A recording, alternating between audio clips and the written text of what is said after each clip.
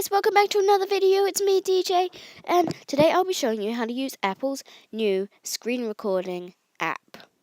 So, what you do is you go on, well, it's not really an app, it's on settings. So you go and you click on the settings app like I'm doing right here.